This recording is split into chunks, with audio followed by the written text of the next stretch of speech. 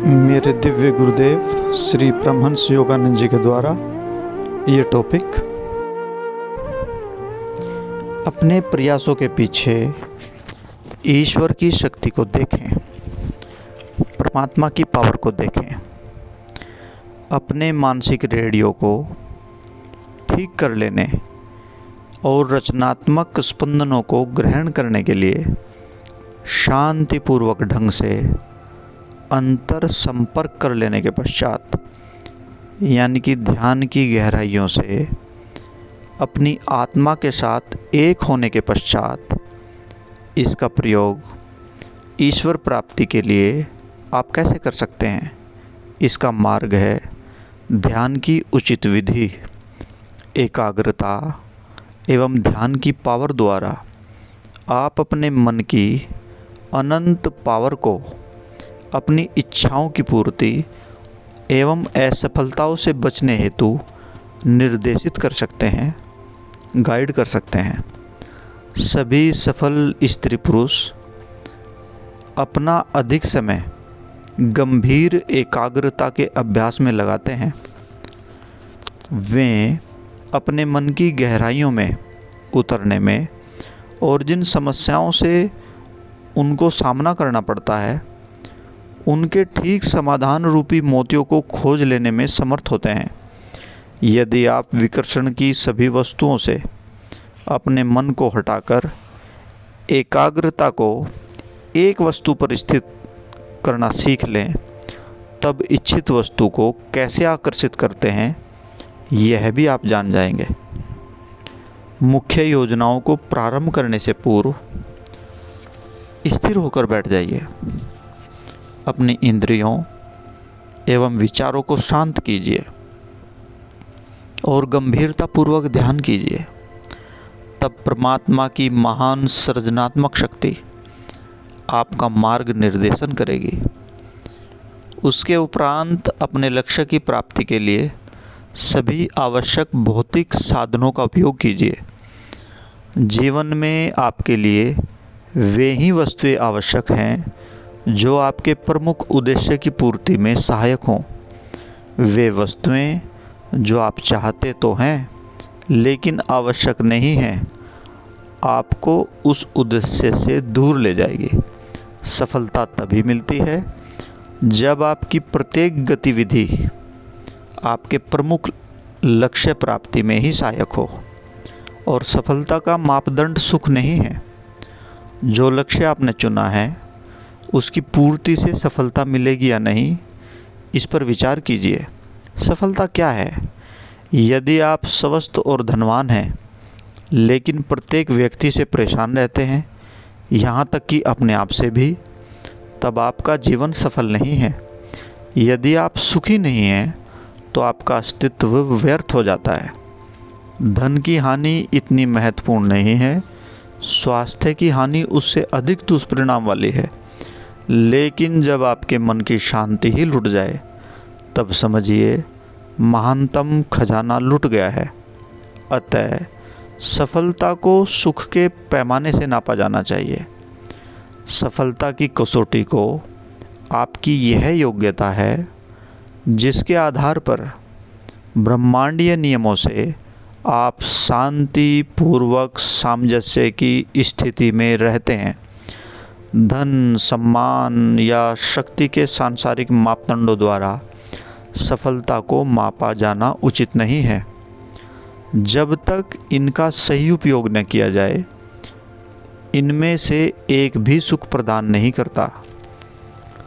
इनका उचित प्रयोग कर पाने के लिए व्यक्ति को विवेक एवं ईश्वर व मानव के प्रेम से संपन्न होना चाहिए। ईश्वर न तो आपको पुरस्कृत करते हैं और न ही दंडित। उन्होंने आपको तर्क एवं इच्छा शक्ति प्रदान की है, जिनके उपयोग या दुरुपयोग के द्वारा आप स्वयं को पुरस्कृत अर्थात दंडित करते हैं या फिर अपने आप को आगे बढ़ाते हैं। यदि आप स्वास्थ्य, संपन्नता और विवेक के नियमों का उल्लंघन करते हैं, तब निश्चित रूप से रोग निर्धनता और अज्ञानता से आप पीड़ित रहेंगे। फिर भी आप अपने मन को सशक्त बनाइए और गत वर्षों में अर्जित मानसिक एवं नैतिक दुर्बलताओं के भार को ढोने से इनकार कर दीजिए।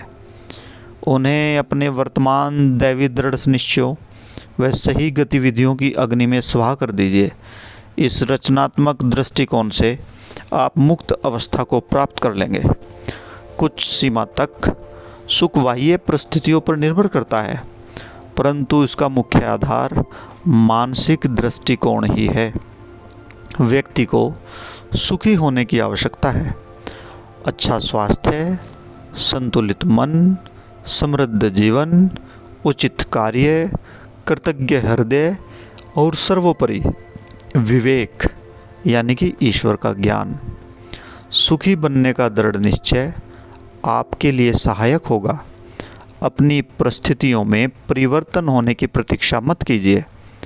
आपके दुख का कारण उनमें है, यह विचार ही असत्य है। आपके दुखी होने का कारण परिस्थितियों में नहीं, आपकी मानसिक स्थिति में है। दुख को एक पुरानी आदत बनाकर अपने आप को एवं अपने सहयोगी बंधुओं को कष्ट मत दीजिए। यदि आप सुखी हैं तो यह आपके व अन्य व्यक्तियों के लिए ईश्वरीय वरदान है। यदि आप सुखी हैं तो आपके पास समस्त वस्तुएं हैं। सुखी होना ईश्वर के अंतर संपर्क होना है। सुखी होने का मतलब यही है कि आंतरिक रूप से, मानसिक रूप से, हृदय से, विचार से आप ईश्वर के आनंद के साथ एक हैं। आप ईश्वर को भूले नहीं हैं, आप ईश्वर को याद रख रहे हैं। सुखी होने की वह शक्ति ध्यान के माध्यम से आती है। अपने प्रयासों के पीछे ईश्वर की पावर को देखें। जो शक्ति आप में पहले से ही है उसे रचनात्मक उद्देश्य में व्यय करें, लगाएं। आपको और शक्ति मिलती रहेगी। सफलता के तत्वों का प्रयोग करते हुए दृढ़ निश्चय के साथ अपने मार्ग पर बढ़ते चलें। परमात्मा की सृजनात्मक शक्ति से स्वयं को एक रूप कर दें। ये समझें ये ईश्वर ही है जो मेरे माध्यम से कार्य कर रहे हैं, और अच्छे कार्यों को पकड़ें और उसको पूर्ण करें। तब आप उस अनंत प्रज्ञा के संपर्क में होंगे, उस ज्ञान के संपर्क में होंगे जो आपका मार्गदर्शन करने में, समस्त समस्याओं को सुलझाने में समर्थ है। आपके व्यक्तित्व के क्रियात्मक स्रोत से शक्ति निर्बाध रूप से प्रवाहित होगी, जिसके फलस्वरूप आप जीवन के किसी भी क्षेत्र में रचनात्मक रूप से कार्य करने में समर्थ होंगे। किसी मुख्य निर्णय के पूर्व आपको मौन बैठकर परमात्मा से उनके आशीर्वाद की याचना करनी चाहिए। तब आपकी शक्ति के पीछे ईश्वरीय शक्ति, आपके मस्तिष्क के पीछे उनका मस्तिष्क, आपकी इच्छा के पीछे ईश्वर की इच्छा होगी। जब ईश्वर आपके साथ काम करेंगे आप कभी असफल नहीं हो सकते। कार्य करते हुए मन में शांति ही ईश्वर की उपस्थिति है। तो पहले ईश्वर के साथ जुड़ें, दिव्य शांति और परमात्मा के आनंद के साथ जुड़ें। आपकी प्रत्येक योग्यता की शक्ति बढ़ती चली जाएगी। जब आप अपने कार्यों को ईश्वरीय सेवा का रूप देते हैं तब आप ईश्वरीय आशीर्वाद को ग्रहण करते जाते हैं। जीवन में यदि आपका काम साधारण है तब आप इसका दुख मत मनाइए। परमात्मा ने जो कर्तव्य भार आप पर डाला है आप उसे पूर्ण कर रहे हैं, चाहे कार्य छोटा हो या बड़ा। इस पर गर्व का अनुभव कीजिए। वे आपको अपने विशेष स्थान पर ही चाहते हैं। सभी व्यक्ति एक ही भूमिका नहीं निभा सकते। जब तक आप ईश्वर को प्रसन्न करने के लिए काम करते हैं, सारी ब्रह्मांडीय शक्तियाँ सामंजस्यपूर्ण ढंग से आपकी सहायता करेंगी। जब आप ईश्वर को यह विश्वास दिलाते हैं कि आप अन्य सभी वस्तुओं की अपेक्षा उन्हें ही चाहते हैं, तब आप उनकी इच्छा से एक रूप हो जाएंगे। आपको ईश्वर से दूर ले जाने वाली अनेक बाधाओं के आने पर भी जब आप उनकी खोज में सतत संलग्न रहते हैं, तब अपनी इच्छा शक्ति का आप अत्यधिक रचनात्मक रूप से प्रयोग कर रहे होते हैं। इस प्रकार आप सफलता के उस नियम का संचालन करेंगे जो प्राचीन ऋषियों को ज्ञात था और जिसे सच्ची सफलता पाने वाले प्रत्येक व्यक्ति ने समझा है। स्वास्थ्य, सुख और शांति को प्राप्त करने के लिए ईश्वरीय शक्ति का यदि आप दृढ़तापूर्वक प्रयोग करने का प्रयास करें तो वह निश्चित रूप से ही आपकी होगी।